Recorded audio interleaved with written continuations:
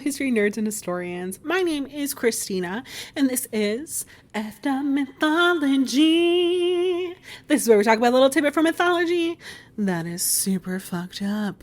So today is part 2 of the Trojan War and the events that led up to it. Last time we talked about the wedding of Peleus and Thetis, how Eris came and fucked everything up, Paris, the judgment of Paris, Helen of Troy, and very briefly about Cassandra. So today we're going to continue on with these events that led up to the war. We're going to talk about Achilles, a little bit about Odysseus, and some of the other big names that will be mentioned a lot in future episodes.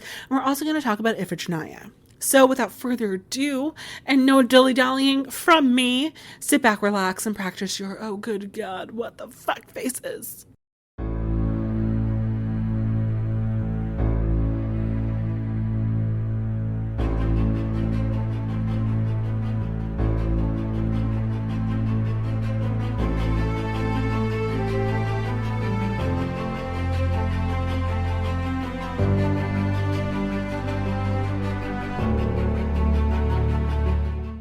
So like we mentioned in the last episode, Peleus and Thetis are married. So while everything with like Athena and Hera and Aphrodite is happening, and with Paris of Troy and all of that, when all of that stuff is happening, Peleus and Thetis make a baby.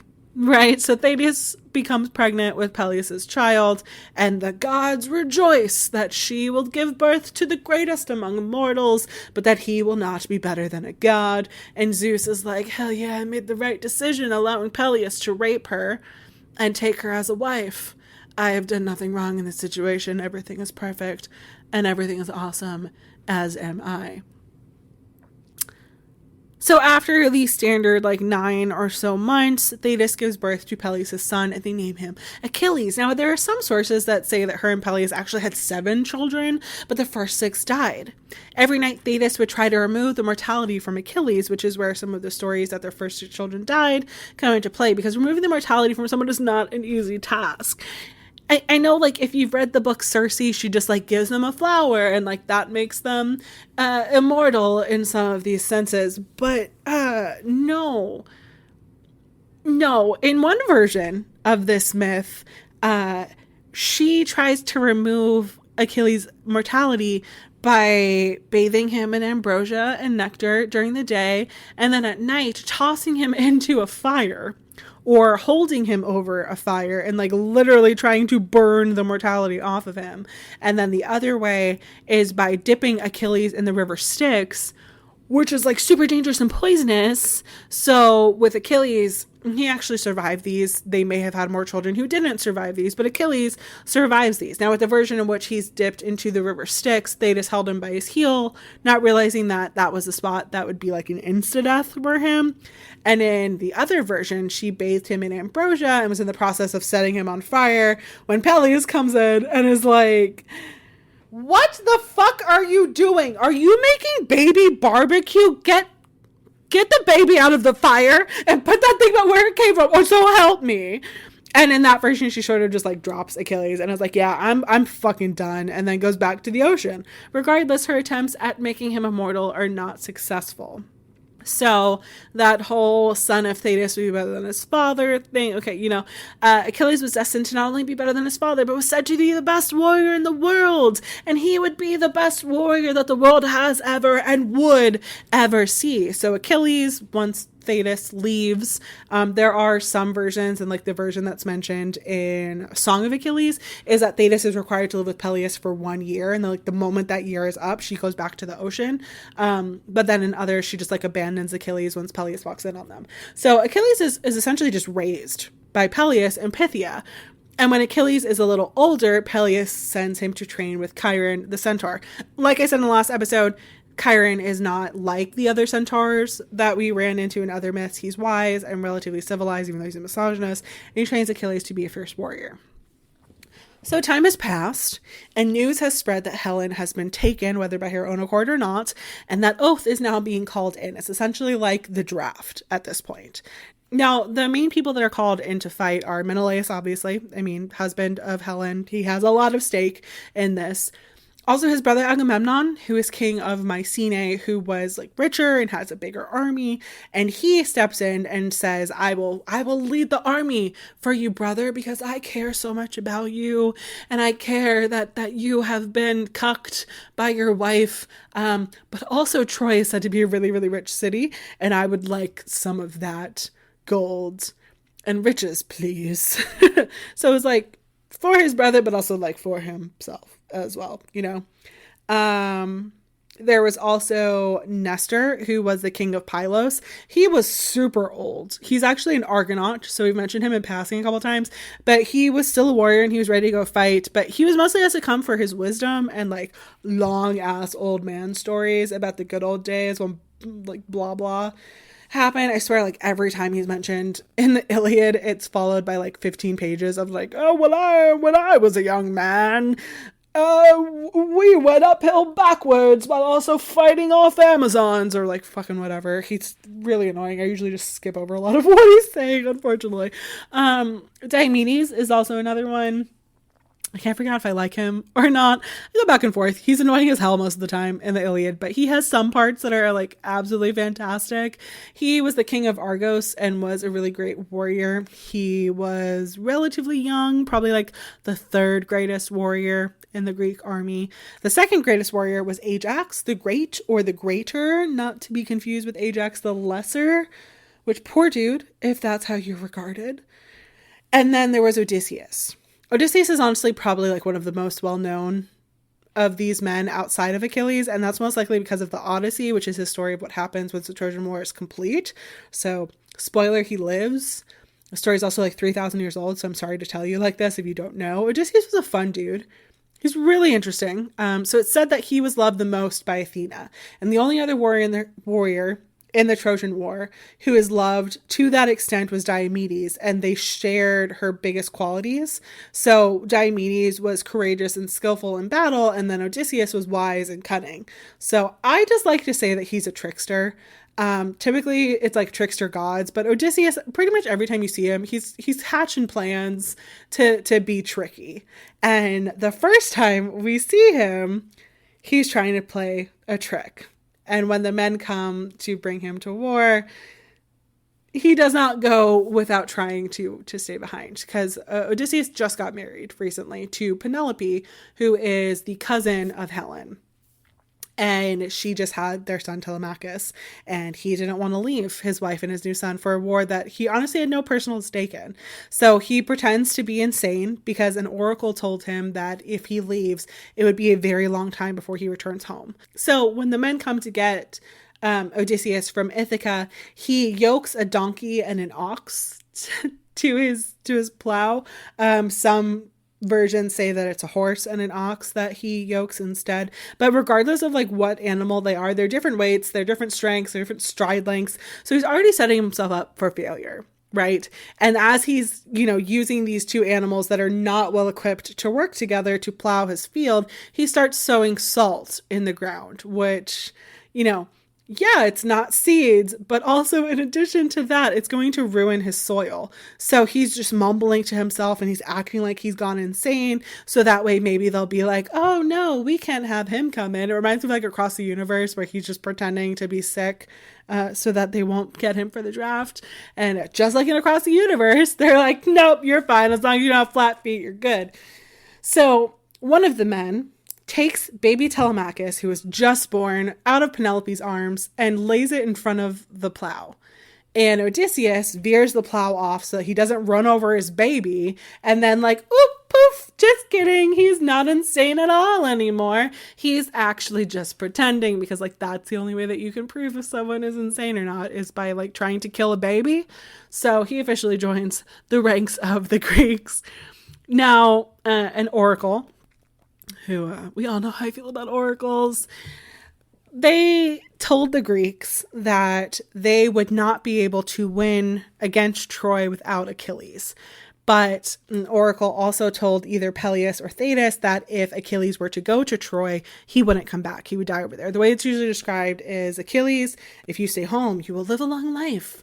You will father many children. You will die loved, and over time your name will be forgotten. But if you go to Troy, You will not come back, but the world will never forget your name. And one day, some random girl who has a thing for history and mythology will sit in front of a mic and tell your story. The oracle knew how much I would hate her and is trying to win my favor, and it's not working. So either Peleus or Thetis, depending on what version or translation you read, did not want him to go to Troy. They didn't want him to die while he was over there. More often than not, it's Thetis who does this because, she was the one that was trying to make him immortal. So Thetis goes to Achilles at Chiron's and told him that they're going to flee and hide. They're also going to dress Achilles up like a girl, and he's going to go by the name Pyrrha, which means flame-colored, basically confirming that Achilles was a ginger. And he tries to kind of fight back and doesn't really want to do it, but he's told he doesn't have a choice. And I think that for a lot of people, this would be kind of weird. So I think for a lot of people, their first exposure to the story of the Trojan War is the 2004 movie Troy. I know that was mine. And then in school, I read the Odyssey. And with that being your first exposure to Achilles and company, you'd be like, dude, he's a man. Just let him go to fucking war if he wants to go to fucking war. Because Brad Pitt was 40 years old when he played Achilles. But Achilles in real life, or I guess in real myth, IRM, was a child. He was anywhere from 11 to his late teens. The consensus among most classicists and historians is that he's probably about 15 years old. So if your parent comes to you, especially if that parent is your mother, who is a goddess or nymph, rather, that should not be trifled with, and tells you that you're going away and you're going to dress as a girl and go by the name Pyrrha, you're going to throw on the fucking dress and go. So they put Achilles in women's clothing. He is young and beautiful, so it's pretty convincing. And they take him to Skyros before King Lycomedes. And they asked Lycomedes if he could take in Pyrrha and let her live amongst his 7 daughters so she could learn how to be a girl and how to be a wife, because she was raised by the Amazons and wasn't exposed to the feminine ways. And Lycomedes accepts Achilles/Pyrrha, but while he's there, Achilles falls in love with one of Lycomedes' daughters named Deiodamia. And one night he reveals his true identity to her and confesses his feelings, and she claims to feel the same, and the two secretly get married, and they have a son named Neoptolemus, who I think that I might hate just as much as Theseus. Actually, I think I might hate him more than Theseus. I despise Theseus. I think Theseus is my mortal enemy, and Neoptolemus is evil incarnate. But we'll get to him. So Achilles is hiding in Skyros, pretending to be the female Pyrrha, and Menelaus and his brother Agamemnon, who is married to Helen's sister Clytemnestra, he's trying to help him build this army and get Helen back. And with that prophecy in mind that the Greeks can't win against Troy without Achilles, Agamemnon sends some of the largest names from Greece to try and find him. So Odysseus was the one who led this group of people trying to find him. And depending on what version or translation you read, he's accompanied by Ajax the Great, Nestor, Phoenix, who in the Iliad is said that he raised Achilles essentially, and Diomedes. So the band of these men arrive at Skyros looking for Achilles, and they're pretty sure that he's there because they were told so by Calchas, who was a prophet. And when they arrive, Achilles wants to step forward and reveal himself, but he's convinced not to by his wife. So Odysseus, who, like I said, I just call him a trickster, figures out a way to try to make Achilles reveal himself. Now, depending on what version you read, there's 2 ways that he did this. The first is that when he came in, he laid out 2 sets of gifts for the women of Skyros. And in one basket, there was jewelry and trinkets, silk, etc., things that women would like, obviously. And in the other basket, there were weapons and armor, manly things, bacon, Old Spice, explosions that you don't look at and just walk away from, burps, rulers where inches are smaller than the standard, cars with 274 horsepower. Is that even a lot? Who knows? Not me. I'm just a woman. I'm gonna go for the shiny basket. I have paused this recording to ask my husband if 274 horsepower is a lot, and he looked at me in the eye with such disappointment and then said my full given name and walked away. So I am assuming that 274 horsepower is not a lot. Oh God, cars are not my strong suit, guys. Anyway, so they put these 2 baskets out, and all of the biological women went to the trinkets, and Achilles went straight for the weapons, and that's how he was revealed. And the other version that's sometimes told which is like the version that's told in Song of Achilles. They still put the two baskets out, but Achilles keeps it together and continues to act like a girl until one of the men with Odysseus steps out and simulates an attack on Skyros, shouting for aid and blowing the horn that symbols an attack. And Achilles jumps to action and he picks up the weapons to defend everyone that was there. And Odysseus is like, hey man, there you are. Time to go to Troy. And Achilles is like, yeah, fair, bro. Let me just get out of this here dress and say bye to the wife.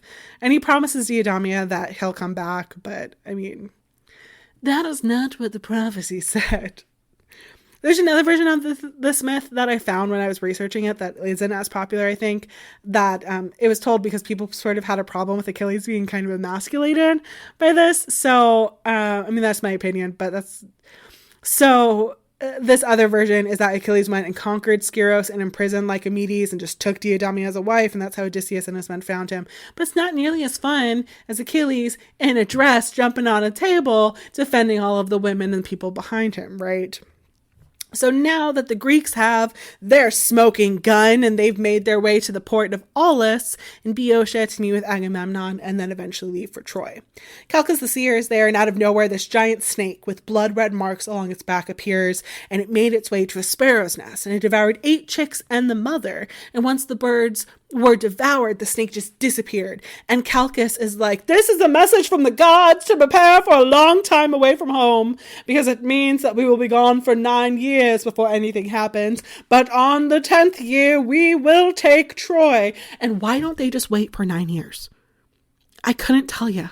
I'm sorry, but logic tells me that if you're not going to do anything for 9 years, just wait for 9 years, and then on the 10th year, sail to Troy, and then you'll be good. But, you know, that would just make sense, right? So all of the men are about to leave for Troy, knowing that it's going to take 10 years before anything is going to happen, and then Agamemnon goes and pisses off Artemis when he kills a sacred deer. Now, Artemis did not react nearly as hard as she did in the Atalanta myth, but she did stop the winds. And back then, you couldn't go anywhere without the wind on a ship. Even though they had people that rowed, you couldn't sustainably do that for the trip that, according to Google, would have been like over 400 miles. So Calchas, the same seer that told Odysseus where Achilles was, told Agamemnon what happened and what he needed to do. So Agamemnon went and told Achilles that he was going to marry Agamemnon's daughter Iphegenia. Now, even though Achilles was already married, it was fine. Even though everything that I've read said that they weren't allowed to have multiple wives, but I'm not a classicist, so Achilles is going to marry Iphegenia. So Iphigenia shows up a few days later with her mother Clytemnestra, and she's so excited to marry the beautiful young warrior, and she walks up to go to the wedding arch, but instead finds a funeral pyre. Artemis has demanded a life for a life. She wants a sacrifice, and it isn't a sacrifice if it doesn't hurt someone to lose it. And Achilles freaks out. Not only does he not want her to be sacrificed for the simple purpose of human sacrifice is not cool, but he's pissed that Agamemnon used him as bait to bring about her death. And Agamemnon's wife, Clytemnestra, is swearing her revenge if he does it. Achilles is trying to rally the troops to defend her, and no one will join him. Everyone is demanding that the sacrifice is carried out, and the more that Achilles argues, the more enraged the soldiers get, to the point where Achilles barely escapes being stoned to death. And Iphigenia sees this whole ordeal and realizes that she's not getting out of here alive. So she goes to Achilles and she asks him to not throw his life away for her.